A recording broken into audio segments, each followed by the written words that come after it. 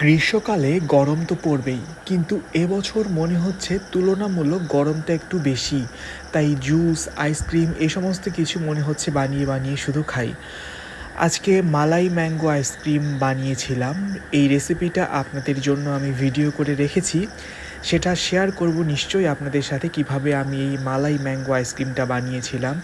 তো দেখতে পাচ্ছেন এই বোলটার মধ্যে আইসক্রিমটা আমি দিয়ে দিলাম। এখন এটা আমি ফ্রিজে রাখবো, আর এটা রাখতে রাখতেই আজকের ভ্লগটা আমি শুরু করে ফেললাম। আসসালামু আলাইকুম and hello everyone, welcome to today's vlog. তো ফ্রিজের মধ্যে দেখতে পাচ্ছিলাম যে দুধের বোতল এসব কিছু ছিল, এগুলোকে একটু সরিয়ে জায়গাটা খালি করতে হবে। এগুলোকে নিচের সেলফটাতে রাখি।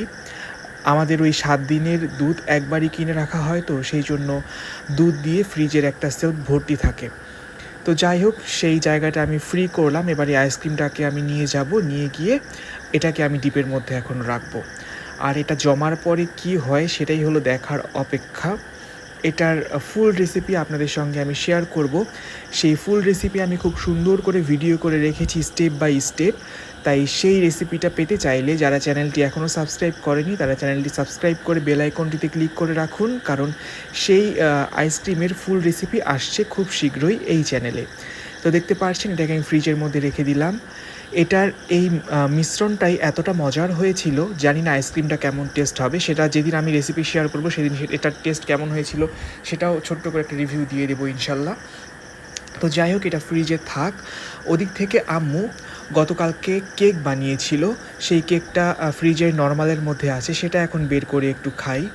এই যে দেখতে পাচ্ছেন এই বক্সের মধ্যে সেই কেকটা রাখা আছে। এই কেকটা ভীষণ মজা হয়েছিল। কিছুটা পরিমাণ সেদিন কেটে খাওয়া হয়েছে আর বাকিটুকু এখানে আছে। এই কেকটা অরেঞ্জ ফ্লেভারের কেক ছিল। অরেঞ্জ ফ্লেভারের কেকটা আমার একটু বেশিই পছন্দের, তাই আম্মু আজকে অরেঞ্জ ফ্লেভারের এই কেকটা বানিয়েছিল। এছাড়াও মাঝে মাঝে vanilla, chocolate flavour, strawberry flavour এই সমস্ত কেকগুলো আম্মু বানিয়ে থাকে এবং প্রত্যেকটাই বিশ্বাস করুন অনেক মজার হয়। আম্মুর হাতের কেক বলে বলছি না, সত্যি কথা বাজারের কেকের থেকে আমার কাছে কিন্তু এই ঘরে তৈরি করা কেকগুলোই খেতে ভীষণ ভালো লাগে এবং এগুলো কিন্তু স্বাস্থ্যগত দিক দিয়েও অনেক ভালো, কারণ এখানে যে সমস্ত ইনগ্রিডিয়েন্টস ব্যবহার করা হয়েছে প্রত্যেকটাই ভালো মানের ইউজ করা হয়েছে। এবং এটা যেহেতু অরেঞ্জ ফ্লেভারের কেক, এখানে কিন্তু অরেঞ্জের জুসও দেওয়া হয়েছে। যখন ব্যাটারটা বানানো হয়েছিল সেটার মধ্যে কিন্তু একদম ফ্রেশ তাজা কমলার রস মেশানো হয়েছে। যখন আমি এটা খাচ্ছিলাম তখন এটার প্রতি বাইটে কিন্তু বোঝা যাচ্ছিল এখানে যে ফ্রেশ কমলার রস ব্যবহার করা হয়েছে সেটার অসাধারণ একটা স্বাদ আসছিল। তো ভীষণ ভালো লাগছিল সব কিছু মিলিয়ে এই কেকটা খেতে। এই কেকটা নিয়ে ডিটেইলে একটা ভিডিও আপনাদের সঙ্গে আমি পরবর্তীতে শেয়ার করব ইনশাল্লাহ। তো যাই হোক, আজকের ভিডিওটা ছিল মূলত ট্রেইলার টাইপসের একটা ভিডিও, কারণ আজকে আমি কিন্তু ফুল কোনো রেসিপি শেয়ার করিনি।